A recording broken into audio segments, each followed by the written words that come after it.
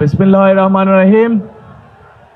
আজকের এই নির্বাচনী জনসভায় উপস্থিত ফরিদপুর, শরীয়তপুর, গোপালগঞ্জ, মাদারীপুর এবং রাজবাড়ী থেকে আগত প্রিয় ভাই ও বোনেরা, আসসালামু আলাইকুম। আসসালামু আলাইকুম। কেমন আছেন আপনারা? আলহামদুলিল্লাহ। প্রিয় ভাই বোনেরা, এই যে আমি আজকে আপনাদের সামনে এখন বক্তব্য দিতে উঠলাম, এই জায়গাটা একটু তারেক, এই জায়গাটাকে একটু ক্লিয়ার করে দাও, এই জায়গাটাকে ক্লিয়ার করে দাও। Thank you, thank you.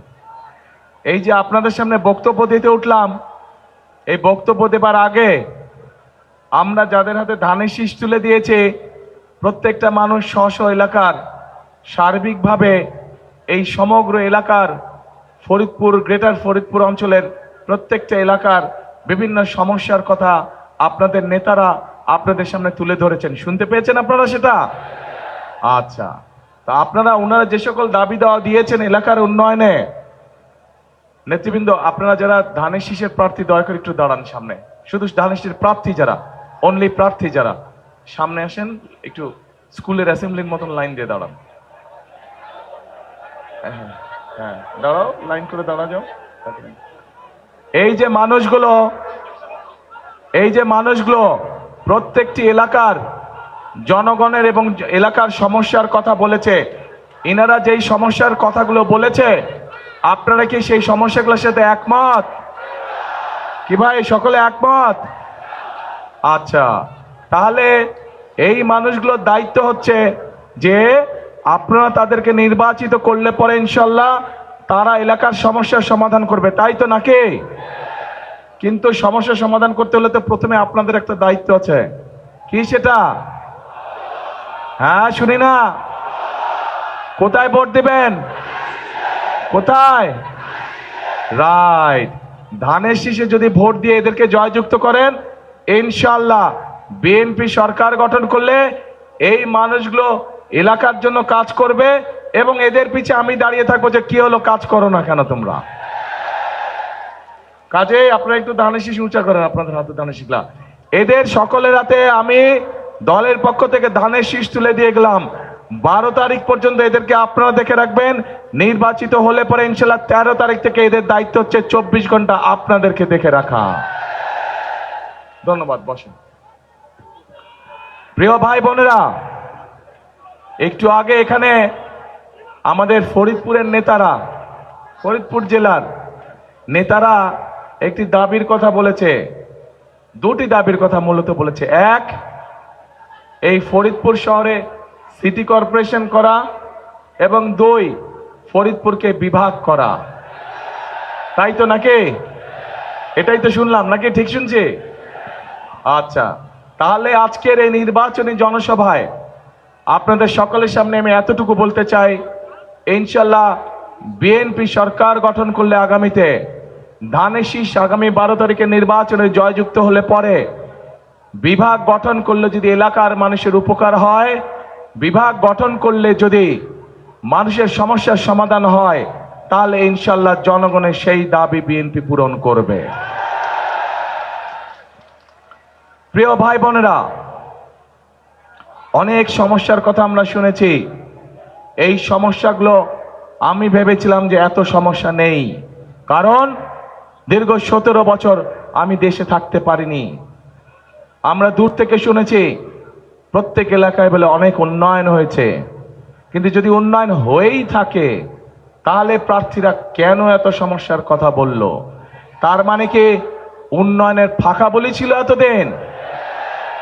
তাহলে প্রিয় ভাই বোনেরা, এখন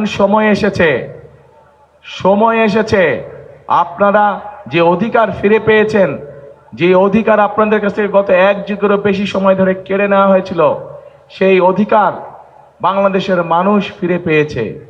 এবং সেই অধিকার আদায় করার মাধ্যমে, অর্থাৎ আগামী 12 তারিখে বাংলাদেশের মানুষ তাদের সেই উদ্ধারকৃত অধিকার প্রয়োগ করার মাধ্যমে দেশের মানুষ দেশের অধিকার ফিরে পাবে।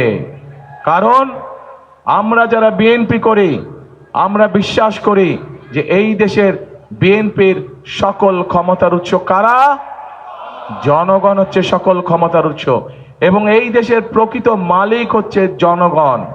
কাজেই যখন দেশে জনগণের কাছে জবাবদিহিমূলক একটি সরকার থাকবে, জনগণের কাছে জবাবদিহি করতে বাধ্য একটি সরকার থাকবে, তখনই একমাত্র সম্ভব দেশের এলাকার মানুষের সমস্যার সমাধান করা, তখনই একমাত্র সম্ভব দেশকে সামনের দিকে এগিয়ে নিয়ে যাওয়া।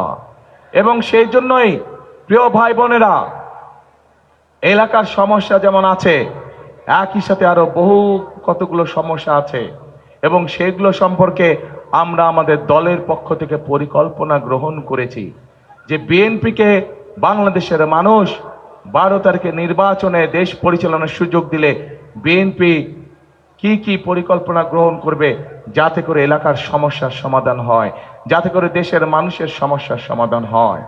প্রিয় ভাই বোনেরা, এই এলাকা একটি অন্যতম প্রধান সমস্যা হচ্ছে নদী ভাঙন। আমরা পরিকল্পনা গ্রহণ করেছি যে নদী ভাঙন যেভাবে হোক আমাদেরকে এটার মধ্যে প্রতিরোধ গড়ে তুলতে হবে, যাতে করে এলাকার মানুষের জমি জমা আমরা রক্ষা করতে পারি। কারণ বৃহত্তর ফরিদপুর এলাকা কৃষি প্রধান একটি এলাকা। এই এলাকায় পাট শিল্প আছে, যেই পাট শিল্পকে যদি আমরা সহযোগিতা করতে পারি, এই পাট শিল্পের সাথে লক্ষ লক্ষ কৃষক ভাইরা জড়িত আছে এবং এই পাট শিল্পকে সহযোগিতা করার মাধ্যমে একদিকে যেরকম কৃষক ভাইদের সুবিধা হবে, একইভাবে আমরা দেশকেও সামনে নিয়ে যেতে পারবো। এই পাট রফতানি করার মাধ্যমে, বিভিন্ন পাটজাত দ্রব্য রফতানি করার মাধ্যমে আমরা দেশে বৈদেশিক মুদ্রা অর্জন করতে পারবো। প্রিয় ভাই বোনেরা, এই ফরিদপুরের চর অঞ্চলগুলো ধরে চল অঞ্চলগুলো নিয়ে প্রচুর পরিমাণের সোয়াবিন চাষ হয়, হয় না? হ্যাঁ, সোয়াবিন চাষ হয় কি? হ্যাঁ না না হয় না? এখানে সোয়াবিন চাষ হয় না, কম হয়। কম হয় কেন? ও ভুট্টা হয়, ভুট্টা চাষ হয়, রাইট? হ্যাঁ, ভুট্টা চাষ হয়। এই ভুট্টা চাষের সাথে বহু কৃষক এটার সাথে জড়িত আছে, যাদের পাশে আমরা দাঁড়াতে চাই, যাদের পাশে দাঁড়ানোর মাধ্যমে সেই কৃষক ভাইদেরকে আমরা সহযোগিতা করতে চাই। এবং সে কারণেই প্রিয় ভাই বোনেরা, আমরা সিদ্ধান্ত গ্রহণ করেছি যে বাংলাদেশে সকল কৃষক ভাইদেরকে আমরা একটি কৃষক কার্ড দিতে চাই, যেই কৃষক কার্ডের মাধ্যমে আমরা কৃষক ভাইদের কাছে যেই কৃষিজাত পণ্য উৎপাদন করে তার কাছে আমরা সেই ফসলের বীজ, সার, কীটনাশক, ওষুধ আমরা পৌঁছে দিতে চাই। অন্তত একটি সিজনের সম্পূর্ণ ফসলের আমরা পৌঁছে দিতে চাই, যাতে করে সেই কৃষক ভাই ধীরে ধীরে স্বাবলম্বী হতে পারে। প্রিয় ভাই বোনেরা, এই এলাকার বহু যুবক তরুণ আছে যারা শিক্ষার আলোয় আলোকিত, কিন্তু তাদের একটি সমস্যা আছে যে বহু মানুষের কাছে কর্মসংস্থান নেই। আমরা পরিকল্পনা গ্রহণ করেছি বাংলাদেশের প্রত্যেকটি এলাকা, প্রত্যেকটি জেলার বিভিন্ন রকম বৈশিষ্ট্য আছে, সেই বৈশিষ্ট্যগুলো পর্যালোচনা করে সেই এলাকার উপযুক্ত কি কি কলকারখানা তৈরি করা যায়, যে সকল কলকারখানা তৈরি করলে পরে সেই এলাকার মানুষের কর্মসংস্থান হবে। এবং সেভাবেই আমরা গড়ে তুলতে চাই, কৃষি এবং শিল্প দুটোকে আমরা গড়ে তুলতে চাই, যাতে করে প্রত্যেকটি এলাকার মানুষের কর্মসংস্থানের সুযোগ হয়, যাতে করে সেই এলাকার মানুষ আত্মসম্মানের সঙ্গে বেঁচে থাকতে পারে। প্রিয় ভাই বোনেরা, আমাদের পরিকল্পনার একটি অন্যতম আরেকটি অংশ আছে, সেটি হচ্ছে বাংলাদেশের সমগ্র জনসংখ্যার অর্ধেক হচ্ছে নারী। এই নারীদেরকে শিক্ষার আলোয় আলোকিত করার জন্য, এই মা বোনদেরকে শিক্ষার আলোয় আলোকিত করার জন্য দেশনেত্রী খালেদা জিয়া যখন দেশ পরিচালনার দায়িত্বে ছিলেন, সেই সময় তিনি ক্লাস 1 থেকে ক্লাস 12 অর্থাৎ ইন্টারমিডিয়েট পর্যন্ত মেয়েদের শিক্ষা ব্যবস্থা ফ্রি করে দিয়েছিলেন। প্রিয় ভাই বোনেরা, আমরা যদি দেশকে সামনের দিকে গড়ে তুলতে চাই, আমরা যদি দেশকে সামনের দিকে নিয়ে যেতে চাই, তাহলে এই অর্ধেক জনগোষ্ঠীকে আমরা পেছনে রেখে আমরা কোনোভাবেই সামনে এগোতে পারবো না। কাজেই এই নারী গোষ্ঠীকে আমরা অর্থনৈতিকভাবে স্বাবলম্বী করে গড়ে তুলতে চাই। এবং সে কারণেই প্রত্যেকটি গৃহিণী কাছে আমরা, খেটে খাওয়া প্রত্যেকটি মানুষ, প্রত্যেকটি গৃহিণীর কাছে আমরা ফ্যামিলি কার্ড নামে একটি কার্ড পৌঁছে দিতে চাই, যার মাধ্যমে প্রতি মাসে তাদেরকে সরকারের পক্ষ থেকে একটি সহযোগিতা প্রদান করা হবে। এবং আমরা বিশ্বাস করি এটি যদি আমরা বেশ কয়েক বছর চালু রাখতে পারি ইনশাল্লাহ, তাহলে বাংলাদেশের গ্রামে গঞ্জে শহরে খেটে খাওয়া পরিবার যেগুলো আছে সেই পরিবারগুলো ধীরে ধীরে অর্থনৈতিকভাবে স্বাবলম্বী হতে পারবে। এবং স্বাবলম্বী করতে পারলেই, পরিবারগুলোকে আমরা স্বাবলম্বী করতে পারলেই দেশ ধীরে ধীরে সামনের দিকে এগিয়ে যেতে সক্ষম হবে। প্রিয়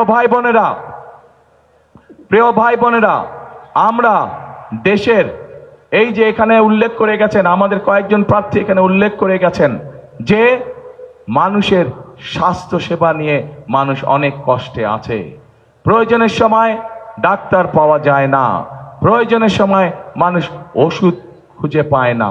সেজন্য আমরা সিদ্ধান্ত গ্রহণ করেছি যে বাংলাদেশে বিশেষ করে এই যেই হাসপাতালগুলো আছে এগুলোকে তো আমরা মেরামত করব, এখানে ডাক্তারের ব্যবস্থা ইনশাল্লাহ আমরা করব, কিন্তু একই সাথে সমগ্র বাংলাদেশে আমরা হেলথ কেয়ারার নিযুক্ত করতে চাই।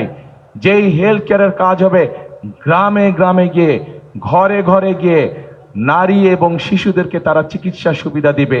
যে সকল চিকিৎসা সুবিধা ঘরে বসে দেওয়া যায়, ছোটখাটো অসুখ বিসুখ, যাতে করে মা বোনদেরকে কষ্ট করে হাসপাতালে আসতে না হয়, ঘরে বসেই তারা ওষুধ পাবে ইনশাল্লাহ, ঘরে বসেই তারা চিকিৎসা সুবিধা পাবে। এখন প্রিয় ভাই বোনেরা, আরেকটি কাজ আমরা করতে চাই। এই পুরো অঞ্চলের একটি অত্যন্ত গুরুত্বপূর্ণ প্রয়োজনীয় কাজ আছে, যেই কাজটি করলে শুধু যে কৃষক ভাইরা সুবিধা পাবে তা নয়, কৃষক ভাইদের পাশে সব ধরনের মানুষ সেই সুবিধাটা পাবে। কি সেটি হচ্ছে পদ্মা ব্যারেজ নির্মাণ করা। প্রিয় ভাই বোনেরা, এই সমগ্র অঞ্চলকে ঘিরে আমরা পদ্মা ব্যারেজ নির্মাণ করতে চাই, যাতে করে ড্রাই সিজনে, শুকনা মৌসুমে এই এলাকার মানুষের পানির কষ্ট না থাকে, চাষাবাসের কষ্ট না থাকে। সেই জন্য আমরা পদ্মা ব্যারেজ নির্মাণ করতে চাই।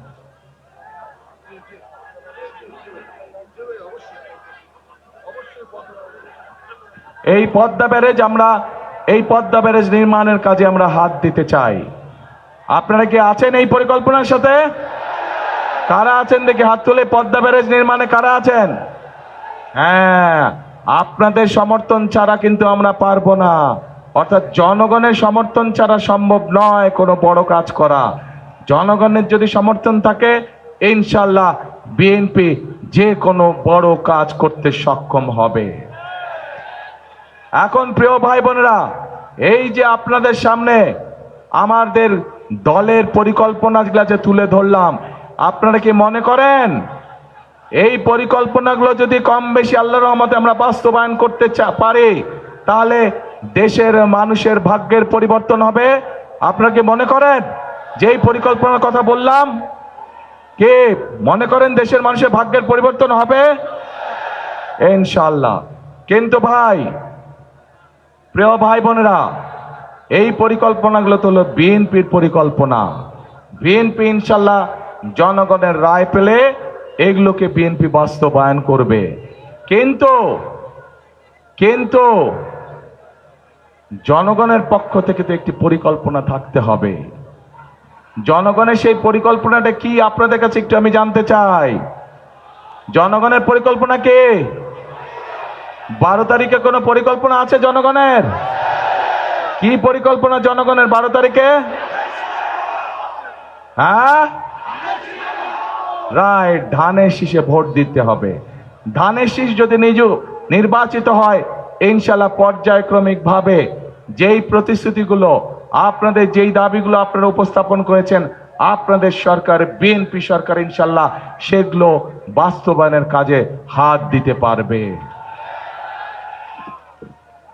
এখন প্রিয় ভাই বোনেরা, এই যে মঞ্চ, এই মঞ্চের পাশে ছোট্ট একটি মঞ্চের মতন আছে, সেখানে কিছু মানুষ বসে আছে। একটু দূরে আরেকটি মঞ্চ আছে, সেখানে লেখা আছে মুক্তিযোদ্ধারা। আর তার সামনে এখানে যে মঞ্চ আছে, মঞ্চের পাশে কিছু মানুষ চেয়ারে বসে আছেন। এই মানুষগুলো কারা জানেন? এই মানুষগুলো হচ্ছে সেই মানুষগুলো, ওখানে মুক্তিযোদ্ধারা আছেন, এ পাশে কতগুলো মানুষ বসে আছে। তারা বিগত 15 বছর 16 বছর বিভিন্ন সময় তাদের আপনজন কাউকে না কাউকে তারা হারিয়েছেন। সেই জুলাই আগস্ট আন্দোলনে এবং তার আগে গত 1 যুগ ধরে যখন সেই স্বৈরাচার যারা 5 তারিখে পালিয়ে গেছে, তারা যখন বাংলাদেশের মানুষের ঘাড়ে বসেছিল, সেই সময় এই মানুষগুলো তাদের আপনজনদেরকে হারিয়েছে।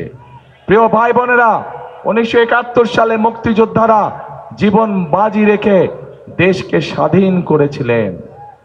ঠিক একইভাবে বিগত 1 বছর সহ বিভিন্ন সময় এই যে স্বজনেরা মানুষগুলো, তাদের স্বজনেরা যারা গুম হয়ে গিয়েছে, যারা খুন হয়ে গিয়েছে, যারা অত্যাচার নির্যাতনের শিকার হয়েছে, এই মানুষগুলো আপনাদের যে ভোটের অধিকার, যে পরিকল্পনা আপনারা 12 তারিখে বাস্তবায়ন করতে চান, সেই অধিকার যাতে আপনারা ফিরে পান, তার জন্য তারা রাজপথে থেকে জীবন বাজি রেখে যুদ্ধ করেছে এবং গুম খুনের শিকার হয়েছে, নির্যাতনের শিকার হয়েছে। প্রিয় ভাই বোনেরা, 71 সালে মুক্তিযোদ্ধারা দেশ স্বাধীন করেছেন। 2024 সালের 5ই আগস্ট আমাদের ছাত্র জনরা রাজপথে আন্দোলনের সফল করার মাধ্যমে, স্বৈরাচারকে বিদায় করার মাধ্যমে সেই স্বাধীনতাকে তারা রক্ষা করেছে। এখন প্রিয় ভাই বোনেরা, এই যে মানুষের ভোটের অধিকার, এই যে মানুষের কথা বলার অধিকার যেটি আমরা ফিরে পেয়েছি, এটিকে কিন্তু ধরে রাখতে হবে। কারণ এইখানে প্রার্থীরা যে সকল জনগণের পক্ষ থেকে যে সকল কথা বলেছেন, জনগণের ভাগ্য পরিবর্তনের জন্য, এলাকার উন্নয়নের জন্য, এইগুলোকে যদি বাস্তবায়ন করতে হবে, তাহলে একটু আগে যেটা বলেছি, আপনাদের সমর্থন ছাড়া কিন্তু আমরা পারবো না। আপনাদের সমর্থন থাকলে ইনশাল্লাহ যে কোনো কাজ আমরা করতে পারবো। কিন্তু প্রিয় ভাই বোনেরা, এখানে কিন্তু একটু কিন্তু রয়ে গিয়েছে। এই যে জনগণের স্বাধীনতা, জনগণের ভোটের অধিকার, জনগণের কথা বলার অধিকার, এর বিরুদ্ধে কিন্তু আবার ষড়যন্ত্র শুরু হয়ে গিয়েছে। এবং এই ষড়যন্ত্র কারা করছে? এই ষড়যন্ত্র যারা করছে তাদেরকে জনগণ একটি নামে ডেকে থাকে। জনগণের পক্ষ থেকে তাদেরকে একটি নাম দেওয়া আছে। কি নাম জানেন? গুপ্ত। জনগণ তাদেরকে গুপ্ত নামে ডাকে। কারণ জনগণ দেখেছে, যখনই সময় হয় এদিক তখন এক রূপ, আবার সময় হয় ওই দিক তখন এক রূপ। বিভিন্ন পরিস্থিতিতে বিভিন্ন সময় তারা রূপের পরিবর্তন করে। প্রিয় ভাই বোনেরা, এরা যে শুধু রূপের পরিবর্তন করে তা না, এরা দেখেন জনগণকে তারা কিভাবে অপমানিত করে। জনগণের উপরে যে তাদের মোটেও আস্থা এবং বিশ্বাস নেই, তার দুটো প্রমাণ আপনাদের সামনে আমি দিচ্ছি। প্রিয় ভাই বোনেরা, আপনারা নিশ্চয়ই প্রত্যেকটি মানুষ উপস্থিত দেখেছেন, 2 দিন আগে এই যে গুপ্তের দল, তাদের যে দলীয় এক নেতা, প্রধান নেতা আছে, সে একটি অত্যন্ত আপত্তিকর কথা বলেছে বাংলাদেশের খেটে খাওয়া মা বোনদের বিরুদ্ধে। দেখেছেন আপনারা?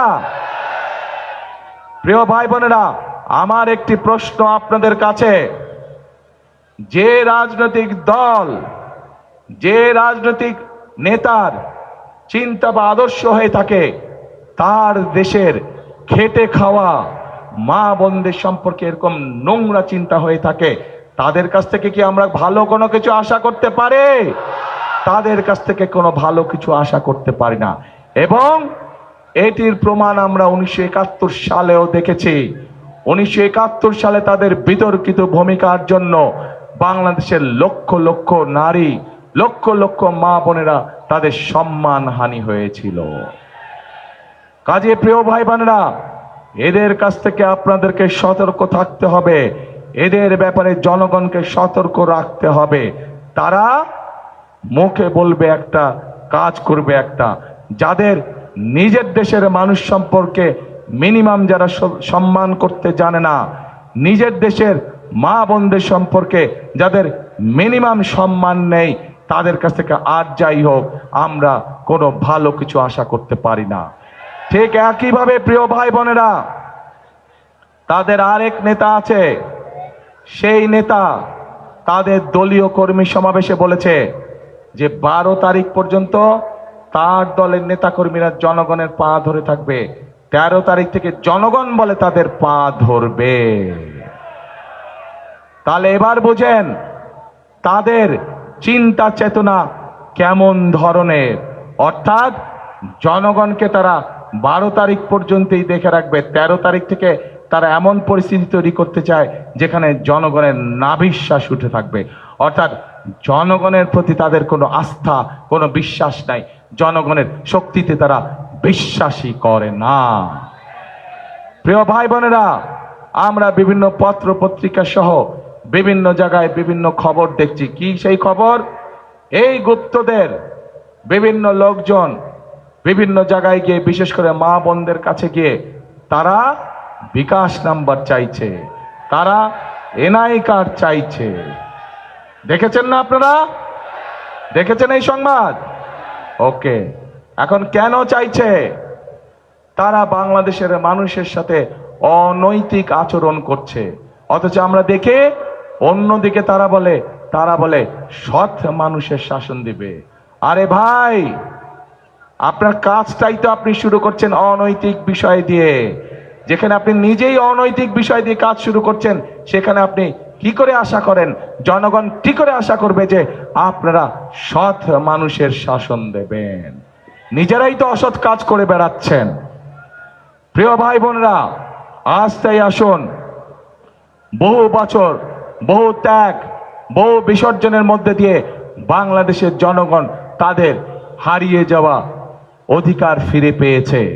কাজে এই অধিকারকে আমাদের যে কোনো মূল্যে ধরে রাখতে হবে। ষড়যন্ত্র চলছে, কাজেই ষড়যন্ত্র সম্পর্কে সতর্ক এবং সজাগ থাকতে হবে। আমরা যদি এই ষড়যন্ত্রকে ইনশাল্লাহ 12 তারিখে ঠেকিয়ে দিতে পারি, 13 তারিখ থেকে বাংলাদেশে জনগণের শাসন কায়েম হবে। আমরা যদি এই ষড়যন্ত্রকে ঠেকিয়ে দিতে পারি, তাহলে ইনশাল্লাহ 13 তারিখ থেকে বাংলাদেশের কাছে জবাবদিহিমূলক শাসন ব্যবস্থা প্রতিষ্ঠিত হবে। এবং প্রিয় ভাই বোনেরা, আমরা আন্দোলন করেছি অনেক, সংগ্রাম করেছি অনেক, অনেক রক্তক্ষরণ হয়েছে, বহু মানুষ পঙ্গু হয়েছে। এখন সময় এসেছে, দেশ গঠনের সময় এসেছে। আমাদেরকে দেশ গঠন করতে হবে, আমাদেরকে খাল খনন করতে হবে, আমাদেরকে নতুন স্কুল কলেজ তৈরি করতে হবে, আমাদেরকে মিল কারখানা তৈরি করতে হবে, আমাদেরকে খাল কাটতে হবে, আমাদেরকে নতুন নদী খনন করতে হবে, আমাদেরকে কৃষকদের সুবিধার জন্য হিমাগার তৈরি করতে হবে। আমাদেরকে এরকম বহু কাজ আমাদের বাকি রয়ে গিয়েছে। কারা আছেন এইসব কাজে অংশগ্রহণ করতে চান, দেশকে পুনর্গঠন করতে চান? ইনশাআল্লাহ আসুন। আজকের এই জনসভার প্রধান লক্ষ্য হবে, আজকের এই জনসভার প্রধান শপথ হবে, করব কাজ, গড়ব দেশ, সবার আগে বাংলাদেশ। কে এই জনসভার আজকে প্রধান শপথ? কে করব কাজ সবার আগে? ঠিক আছে, ঠিক তো? দেশ গঠনে আছেন তো সবাই? আবার জিজ্ঞেস করি, কারা কারা দেশ গঠনে নাই হাত তুলেন? নাই কারা কারা হাত তুলেন আগে? নাই কারা কারা আগে হাত তুলেন? কে এদিক সরো, চাপো দেখ। দেশ গঠনে নাই কারা কারা? ওই স্বৈরাচার আর গুপ্তদের সাথে আছেন কারা কারা? হাত তুলেন দেখে। কেউ নাই? তাহলে দেশ গঠনে আছেন কারা কারা? হাত তুলেন। আলহামদুলিল্লাহ। আসেন প্রিয় ভাই বোনেরা, আজকে থেকে আমরা শপথ দিলাম, সামনে আমাদের কাজ একটাই, দেশ গঠন, দেশ গঠন এবং মানুষের ভাগ্যের পরিবর্তন। আল্লাহ হাফেজ। বাংলাদেশ জিন্দাবাদ, বাংলাদেশ জাতীয়তাবাদী জিন্দাবাদ। আসসালামু আলাইকুম।